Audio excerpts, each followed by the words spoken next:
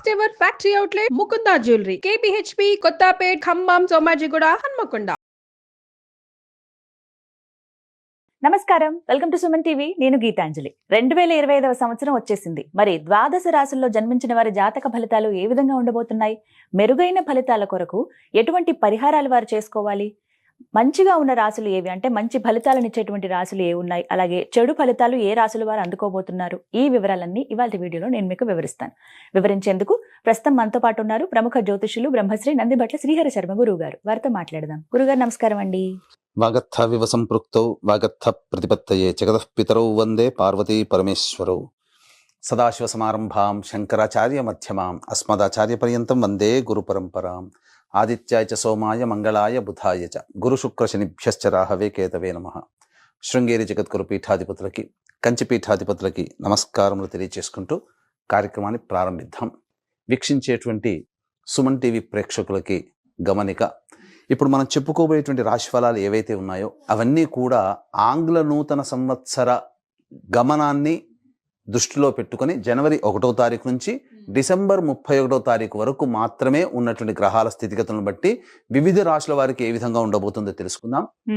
మనకు సాంప్రదాయానుసారంగా వచ్చేటువంటి ఉగాది నుంచి ప్రారంభమయ్యే రాశి ఫలితాలని, అనగా వచ్చే విశ్వావసునామ సంవత్సరానికి సంబంధించి ఉగాది ప్రారంభమయ్యడానికి అంటే ముందుగా మళ్ళీ ఆ యొక్క ఉగాది సందర్భంగా మళ్ళీ వివిధ రాశుల వారికి సంబంధించి రాశుల ఫలితాలు ఇవ్వడానికి ప్రయత్నం చేస్తాను.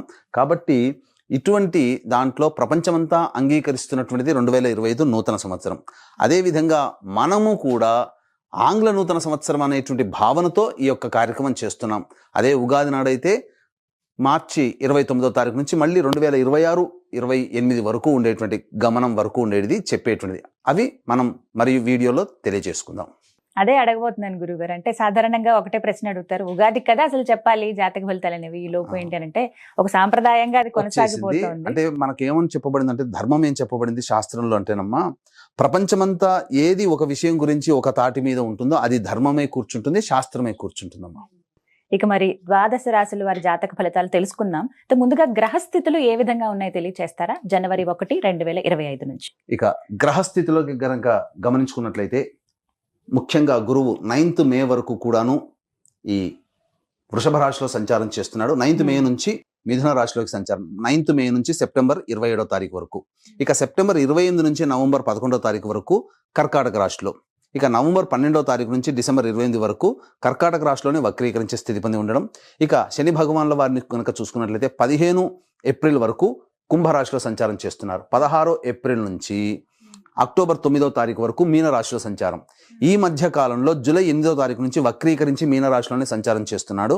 అలాగే అక్టోబర్ 10వ తారీఖు నుంచి కుంభరాశిలో సంచారం చేస్తూ వక్రీకరించి కుంభరాశిలో, నవంబర్ 26వ తారీఖు నుంచి వక్రత్యాగము శని భగవాన్ల వారు చేస్తున్నారు. ఇక రాహుకేతులు కనుక చూసుకున్నట్లయితే 15 మే వరకు కేతువు కన్యలో మరియు రాహువు మీనరాశిలోకి, అలాగే 16 మే నుంచి సింహరాశిలో కేతువు, అలాగే కుంభరాశిలో 16 మే నుంచి రాహుగ్రహ సంచారం జరుగుతుంది. ఇక్కడ గమనించుకున్నట్లయితే ఇక్కడ వీక్షించేటువంటి ప్రేక్షకులకు అందరికీ తెలియజేయాల్సినటువంటిది అంశం ఏంటంటే, ముఖ్యంగా అందరూ ఈ ద్వాదశ రాశుల గురించి రాగానే అందరూ ఆలోచించేటువంటిది ముఖ్యంగా శని దోషం. ఏలినాటి శని, అష్టమ శని, అర్ధాష్టమ శని, కంటక శని, యోగ శని, ఈ శని దోషాలు. అయితే ఇక్కడ 15 ఏప్రిల్ వరకు శని కుంభరాశిలో సంచారం చేస్తూ 16 ఏప్రిల్ నుంచి మీనరాశిలోకి సంచారం చేస్తున్నా, ఈ యొక్క జూలై 8 నుంచి మీనరాశిలోనే సంచారం చేస్తూ వక్రీకరించినటువంటి కారణం చేత మళ్ళీ ఈ కుంభరాశి ఫలితాన్ని ఇస్తాడు.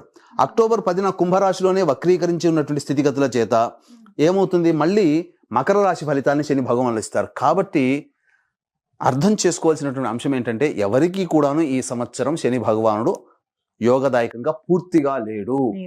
12 రాశుల వారికి అష్టమ శని, అర్ధాష్టమ శని, కంటక శని, యోగ శని, దాంపత్య శని, ఈ రాశుల ఈ యొక్క శని దోషాలు ఏదో ఒక సందర్భంలో కొన్ని నెలల పాటు అందరూ రాశుల వారు అనుభవించాల్సిందే తప్ప ఇక్కడ ప్రత్యామ్నాయము లేదు. కాబట్టి ఇక కుంభరాశి వారికి ఏలినాటి శని వెళ్ళిపోతుందని సంతోషం కానీ, ఈ యొక్క సంబంధించి మకర రాశి వారికి ఏలినాటి శని వెళ్ళిపోతుందని సంతోషం కానీ, లేకపోతే కర్కాటక రాశి వారికి అష్టమ శని దోషం పోతుందని కానీ భావించాల్సిన అవసరం లేదు.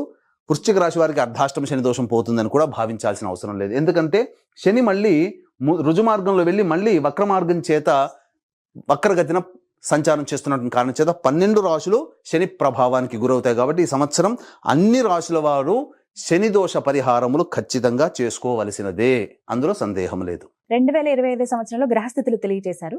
ఇక ద్వాదశ రాశుల్లో భాగంగా 11వది కుంభరాశి వారి జాతక ఫలితాలు ఏ విధంగా ఉన్నాయి, ఏ రంగం వారికి బాగా కలిసి వస్తుందో వివరించండి. జనవరి 1వ తారీఖు నుంచి డిసెంబర్ 31వ తారీఖు వరకు కుంభరాశి వారికి ఏ విధంగా ఉండబోతుందో తెలుసుకుందాం. ఇంతకుముందు మనము ఈ యొక్క గ్రహ సంచారం గురించి తెలుసుకుందాం. ముఖ్యంగా ఈ కుంభరాశి వారికి చూసుకున్నట్లయితే 9 మే వరకు మీ వృషభ రాశిలో సంచారం చేస్తుంటాడు. కానీ ఏప్రిల్ 30వ తారీఖు వరకు కూడా కనుక మార్చి 30వ తారీఖు వరకు కూడా వక్రీకరించే స్థితి కారణం చేత తృతీయ రాశి ఫలితాలు, అలాగే 1 ఏప్రిల్ నుంచి 9 మే వరకు ఈ యొక్క వృషభ రాశిలో సంచారం, 9 మే నుంచి సెప్టెంబర్ 27 వరకు మిథున రాశిలో సంచారం, సెప్టెంబర్ 28 నుంచి నవంబర్ వరకు కూడాను యోగదాయకమైనటువంటి కాలము కాదు. కాబట్టి చూసుకున్నట్లయితే ఈ యొక్క కుంభరాశిలో జన్మించినటువంటి వారికి గురుబలం సంపూర్ణంగా ఉన్నటువంటి కాలం, ఎక్కువ కాలం గురుబలంలో ఉన్నారండి. కాబట్టి మంచి అనేటువంటిది ఎక్కువగా జరుగుతుందని చెప్పవచ్చు. ఇక శనివారిని చూసుకున్నట్లయితే ఈ యొక్క కుంభరాశిలో జన్మించినటువంటి వారికి ఏలిన నాడి శని ప్రభావం అనేటువంటిది చాలా మటుకు ఉంది. కాకపోతే విచిత్రం ఏంటంటే కొంతకాలం మాత్రం శని యోగిస్తున్నారు. ఎప్పటి నుంచి యోగిస్తున్నారు? అక్టోబర్ 10 నుంచి నవంబర్ 26 వరకు, అనగా దగ్గర దగ్గర 45 రోజులండి. 45-46 రోజులు శనివారు యోగిస్తారు. ఎందుకనంటే కుంభరాశిలోనే ఉండి ఈ యొక్క వక్రీకరించినటువంటి ఫలితం కారణం చేత కొంత యోగం అనేటువంటిది ఉంటుంది. ఇక పూర్తిగా చెప్పుకుంటే ఈ యొక్క కుంభరాశిలో ఉన్నటువంటి వారికి సంపూర్ణముగా ఏలిన నాడి శని ప్రభావం అనేటువంటిది ఉంటుంది. కాబట్టి కాస్త కష్టపడక తప్పదు. ఇక అసలు విషయానికి వచ్చినట్లయితే ప్రధానంగా రాశిలోనే జన్మరాశిలోనే రాహు 16 మే నుంచి సప్తమంలో కేతువు, 16 మే వరకు కూడా అనగా జనవరి 1 నుంచి 16 మే వరకు మీనరాశిలో రాహువు, కన్యారాశిలోకి కేతు. ఈ గ్రహ ప్రభావం ఏమవుతుంది? 16 మే నుంచి మూలిగే నక్క మీద తాటిపండు పడ్డట్టుగా ఏలిన శని ప్రభావం ఉన్నటువంటి కారణం చేత రాహు కూడా వచ్చి చేరడంతో అనవసరమైనటువంటి తగాదాలు పెట్టుకునే అవకాశాలు ఎక్కువగా ఉంటాయి. తొందరగా కోపం వస్తుంది, చికాకు ఎక్కువగా పడతారు, అన్నిటికంటే ముందు వెనక ఆలోచించకుండా ముక్కుసూటితనంతో ముందుకు వెళతారు. తద్వారా వస్తున్నటువంటి ఆపదని గుర్తించలేనటువంటి తత్వం, లౌక్యంతో వ్యవహరించలేకపోతారు. తద్వారా సమస్యలు కోరి తెచ్చుకుంటారండి. కాబట్టి సంయమనం పాటించండి, శాంతంగా ఉండడానికి ప్రయత్నం చేయండి. అని చెప్పినంత సులువు కాదు, నాకు తెలుసు. ఎందుకంటే సమస్య వచ్చినప్పుడు ఆ సమస్య మీదతోనే మనం ఇబ్బంది పడుతుంటాం. ఇక ఆగ్రహం వచ్చిందంటే ముందు వెనక ఆలోచించలేకపోతాం.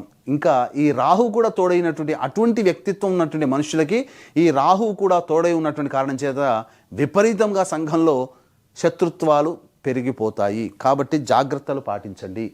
ఇక ముఖ్యంగా గమనించుకున్నట్లయితే ఈ యొక్క సంబంధించినటువంటి ఉద్యోగస్తులకి సాధారణంగా పెద్దల యొక్క సహాయ సహకారాలు ఉంటాయి, అందులో సందేహం లేదు. మే 9 నుంచి సెప్టెంబర్ 27వ తారీఖు వరకు అనుకూలంగా ఉన్నటువంటి కారణం చేత మీరు ప్రయత్నం చేస్తే, బాగా కష్టపడి ప్రయత్నం చేస్తే అనుకున్న చోటికి ప్రమోషన్స్తో కూడుకున్నటువంటి బదిలీలు ఉంటాయి. ఇక ప్రైవేట్ రంగంలో చేస్తున్నటువంటి ఉద్యోగస్తులకి సాధారణంగా ఉద్యోగం లభిస్తుంది. కాకపోతే సంవత్సరం అంతా కూడా ప్రయత్నం చేస్తూనే ఉండాలా?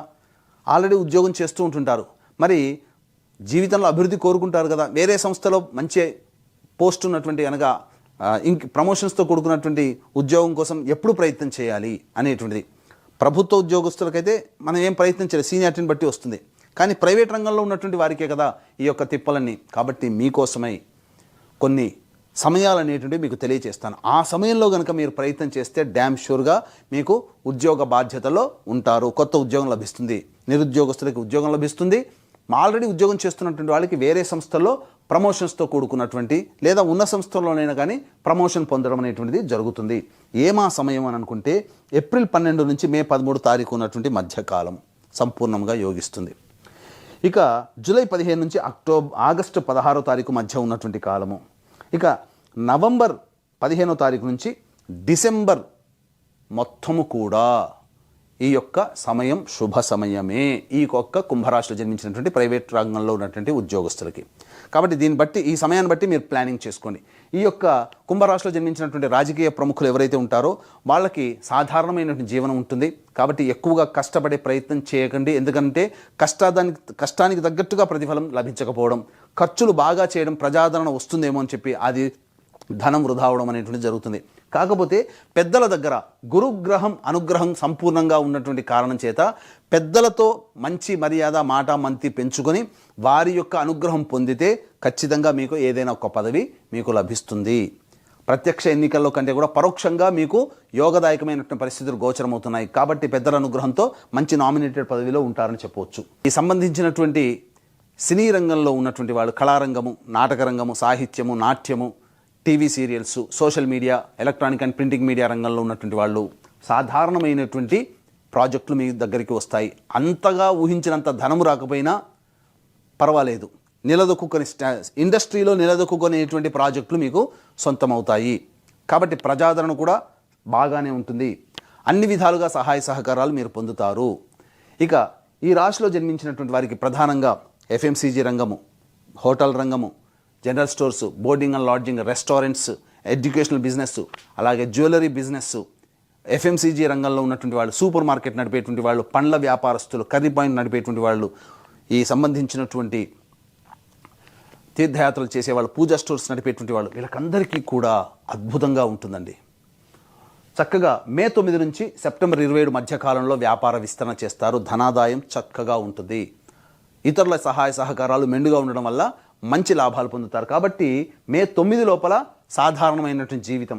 కానీ సెప్టెంబర్ 28 నుంచి నవంబర్ 11వ తారీఖు మధ్యకాలం మాత్రం డబ్బులు, మీరు ఈ రాశిలో జన్మించిన ఏ రంగంలో వాళ్ళైనా కానీ డబ్బులు అప్పుగా ఇవ్వకండి. సెప్టెంబర్ 28 నుంచి నవంబర్ 11వ తారీఖు వరకు చికాకులు పెరుగుతాయి, సమస్యలు పెరుగుతాయి, పెద్దలతో విభేదాలు కలుగుతాయి, ఇంటి నుంచి బయటపడాల్సినటువంటి పరిస్థితులు వస్తాయి. కాబట్టి తల్లిదండ్రులతో, పెద్దవాళ్లతో సెప్టెంబర్ 28 నుంచి నవంబర్ 11 తారీఖు మాత్రం మీరు ఎక్కువగా మాట పెంచుకునే ప్రయత్నం చేయకండి. ఇది. ఇక ఈ రాశిలో జన్మించినటువంటి రియల్ ఎస్టేట్ రంగంలో ఉన్నటువంటి వారు సాధారణమైనటువంటి జీవనాన్ని పొందుతారు. ఉన్న ప్రాజెక్టులు నడుపుకోవడమే చాలా మంచిది. కొత్త ప్రాజెక్టుల కోసం ఆచితూచి స్పందించి ఎక్కువగా మీరు ఇన్వెస్ట్మెంట్ చేయకుండా ఇతరులను కలుపుకునే ప్రయత్నం చేయండి, చాలా మంచి జరుగుతుంది. అలాగే లాయర్ రంగంలో ఉన్నటువంటి వాళ్ళు, అలాగే ఈ సంబంధించినటువంటి ఎలక్ట్రికల్ అండ్ ఎలక్ట్రానిక్స్ రంగంలో ఉన్నటువంటి వాళ్ళు, వీళ్ళందరికీ కూడాను సాధారణమైనటువంటి జీవన విధానం అనేటువంటిది ఉంటుంది. ముఖ్యంగా ఈ కుంభరాశిలో జన్మించినటువంటి స్త్రీ పురుషులకి వివాహాది శుభకార్యాలు తలపెడితే మే 9 నుంచి సెప్టెంబర్ 27 మధ్యకాలంలో వివాహము జరిగి తీరుతుంది. అందులో ఏమాత్రము సందేహము లేదు. ఇక సంతానం కోసం ఎదురు చూసేటువంటి స్త్రీ పురుషులకి సంతాన భాగ్యత లభిస్తుంది, ఫ్రీ డెలివరీ అవుతుంది. అలాగే ఈ యొక్క సంబంధించినటువంటి దంపతులకి ప్రధానంగా కోరిక, గృహాన్ని నిర్మించుకోవాలనేటువంటి ఏదైతే కోరిక ఉంటుందో ఆ కోరిక సంపూర్ణంగా 9 మే లోపల మీరు తీర్చుకునే ప్రయత్నం చేస్తారు. లోన్లు శాంక్షన్ అవుతాయి, తద్వారా గృహ నిర్మాణం జరిగేటువంటి అవకాశాలు గోచరమవుతున్నాయి. ఈ యొక్క సంబంధించినటువంటి రాశిలో జన్మించినటువంటి విద్యార్థులు బాగా పోరాట పటిమని ప్రదర్శిస్తే తప్ప అనుకున్నటువంటి విద్యా సంస్థల్లో ప్రవేశం లభించదు. ఉత్తీర్ణత శాతం కోసం ఎక్కువగా కష్టపడాలి. గురుగ్రహం, శనిగ్రహం అనుగ్రహం లేకపోవడం వలన జ్ఞాపక శక్తి తక్కువగా ఉంటుంది. కాబట్టి ఎక్కువగా కష్టపడే ప్రయత్నం చేయండి. కాగల కార్యం గంధర్వులే తీర్చినట్టు మీ కష్టానికి తగ్గట్టుగా ప్రతిఫలం మే 9 నుంచి సెప్టెంబర్ 27 మధ్యకాలంలో ఖచ్చితంగా యోగాన్ని పొందబోతున్నారు. కాబట్టి ఈ యొక్క కష్టాన్ని నమ్ముకునే ప్రయత్నం చేయండి. అతి సులభంగా ఉన్నది కూడా మీకు కష్టతరంగా మారవచ్చు. కాబట్టి అలసత్వం విడనాడి, బద్ధకాన్ని విడనాడి ఖచ్చితంగా కష్టపడే తత్వాన్ని అలవర్చుకోండి. తద్వారా మీకు మంచి జరుగుతుందని చెప్పవచ్చు. ఈ యొక్క రాశిలో జన్మించినటువంటి ఎడిబుల్ ఆయిల్స్లో రంగంలో ఉన్న చర్మం తోలు పరిశ్రమ రంగంలో ఉన్నటువంటి వారు, ఐరన్ స్టీల్ వ్యాపారంలో ఉన్నటువంటి వాళ్ళు, కింది 4th క్యాడర్లో పనిచేసేటువంటి ఉద్యోగస్తులు ఎవరైతే ఉంటారో వాళ్ళకి ఆశించినటువంటి మేర సహాయ సహకారం ఉండవు. కాబట్టి వాళ్ళే కష్టపడాలి. ఇక్కడ ఈ పెద్దల యొక్క సహాయ సహకారాలతో మే 9 నుంచి సెప్టెంబర్ 27 మధ్యకాలంలో కొన్ని కార్యక్రమాన్ని పూర్తి చేసుకుంటారు, అవసరాలు తీరుతాయి. అంతే తప్ప ఊహించినంత గొప్పగా ఈ యొక్క శని ప్రభావం వలన ఈ చెప్పినటువంటి వాళ్ళకి ఉండదని చెప్పవచ్చు. ఇక ముఖ్యంగా గమనించుకున్నట్లయితే ఈ యొక్క రాశిలో జన్మించినటువంటి వారికి న్యాయ సంబంధమైనటువంటి కోర్టు వ్యవహారాలందు విజయం లభించబోతుంది. ఎప్పటికీ మే 9 నుంచి సెప్టెంబర్ 27 మధ్య కాలంలోనే. కాబట్టి జాగ్రత్తలు పాటించండి. ఇక ఈ యొక్క రాశిలో జన్మించినటువంటి వారికి అన్ని విధాలుగా యోగదాయకం. కాబట్టి ముఖ్యంగా మీరు కోపము, ఉద్రేకము అనేటివి అణుచుకునే ప్రయత్నం చేయండి. చీటికి మాటికి ఎదుటి వాళ్ళ మీద కోపాడే ప్రయత్నం చేయకండి. ఇక ముఖ్యంగా దంపతుల మధ్య, భాగస్వాముల మధ్య విభేదాలు వచ్చే అవకాశాలు ఉంటాయి. కాబట్టి జాగ్రత్తలు పాటించండి. ఇక మే 15వ తారీఖు వరకు కూడా అనారోగ్య సూచనలు ఉన్నాయి. వాహనం నడిపేటప్పుడు జాగ్రత్తలు పాటించండి. అన్ని విధాలుగా ఓవరాల్గా చూసుకుంటే మిశ్రమమైనటువంటి ఫలితాలు ఈ యొక్క కుంభరాశిలో జన్మించినటువంటి వారు పొందుతారని చెప్పవచ్చు.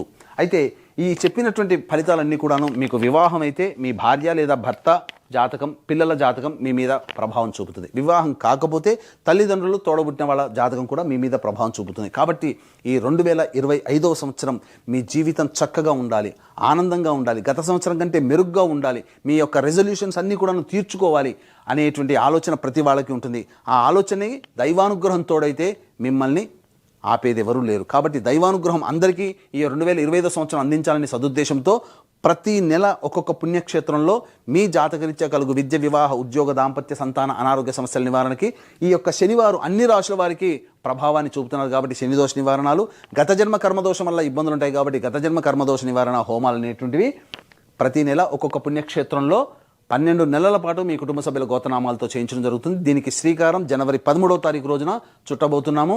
అద్భుతమైనటువంటి యోగదాయకమైనటువంటి రోజు శ్రీకాళహస్తిలో కానీ శ్రీశైలంలో కానీ కార్యక్రమాన్ని చేయించడం జరుగుతుంది. కాబట్టి అవకాశం ఉన్న వాళ్ళు ఈ యొక్క కార్యక్రమంలో మీ కుటుంబ సభ్యుల గోతనామాల నమోదు కోసం రిజిస్ట్రేషన్ వివరాలు తదనంతరం కాంటాక్ట్ చేసి తెలుసుకోవచ్చు. అలాగే తండ్రి వైపు, భర్త వైపు 6 తరాలు, తల్లి వైపు, భార్య వైపు 3 తరాల్లో కుటుంబంలో ఏమైనా దుర్మరణాలు ఉన్నా, అలాగే liver problem, kidney problem, cancer రోగులతో ఎవరైనా మరణించినా, 60 సంవత్సరాల లోపల మీ కుటుంబ సభ్యులు ఎవరైనా చనిపోయినా వాటిని పితృదోషములు అని అంటారు. కాబట్టి ఇట్టి పితృదోష పరిహారార్థమే ప్రతి నెల నిజాయితీగా ఒక్కొక్క పుణ్యతిథి రోజున పితృదోష నివారణ కార్యక్రమాలు చేయించడం జరుగుతుంది. వీటి వివరాలు కూడా కార్యక్రమం తదనంతరం కాంటాక్ట్ చేసి తెలుసుకోవచ్చు. ఏళ్ళనాటి శనిలో ఉన్నారు కుంభరాశి వారు ప్రత్యేకించి, అలాగే శని మళ్ళీ తిరోగమనం అని చెబుతూ ఉన్నారు. ఎటువంటి పరిహారాలు చేసుకోవాలండి? ఏదో ఒక బాధ ఉండనే ఉంటుంది సాధారణంగా, కానీ ఈ సంవత్సరం అంతా కూడా మెరుగ్గా ఉండాలి, మెరుగైన ఫలితాలు వాళ్ళు అందుకోవాలంటే గనక పరిహారాలు ఏవి చేసుకుంటే మంచిదంటారు? ఇక గమనించుకున్నట్లయితే ఈ యొక్క కుంభరాశి వారికి సాధారణమైనటువంటి ఫలితాలు కలుగుతున్నాయి. కాబట్టి ఈ యొక్క సంబంధించినటువంటి సమస్యలు అనేటువంటి ఎదురైనప్పుడు ఎటువంటిగా పరిష్కారం చేసుకోవాలి? వీలు కుదిరినప్పుడల్లా నవగ్రహ దేవాలయాల చుట్టూ శివాయ నమః అంటూ 27 ప్రదక్షిణలు చేయడం, ప్రతి శనివారం నాడు తైలాభిషేకం ఈ విధంగా వీలు కుదిరినప్పుడల్లా చేసుకోవడం, వీలు కుదిరినప్పుడల్లా రుద్రాభిషేకం చేసుకోవడం, ఇవన్నీ చేసుకుంటే చాలా మటుకు సమస్యలు అనేటువంటి పరిష్కారం అవుతాయి. ఇప్పుడు చెప్పినటువంటి విషయాల కంటే మీ యొక్క జీవితం విభిన్నంగా ఉంది అనంటే మీ యొక్క జన్మజాతకంలోని నడిచేటువంటి గ్రహ దశాంతర దశల యొక్క ప్రభావాలు. కావున దగ్గరలోని మంచి ఉపాసనాపరులైనటువంటి జ్యోతిష్యుని సంప్రదించి వారి సలహాలు, సూచనలు కనుక పాటించినట్లయితే మరింత మెరుగైనటువంటి జీవితాన్ని మీరు పొందుతారని ఆశిస్తూ సర్వం శ్రీ ఉమామహేశ్వర పరబ్రహ్మార్పణమస్తు. చక్కగా వివరించారండి, ధన్యవాదాలు.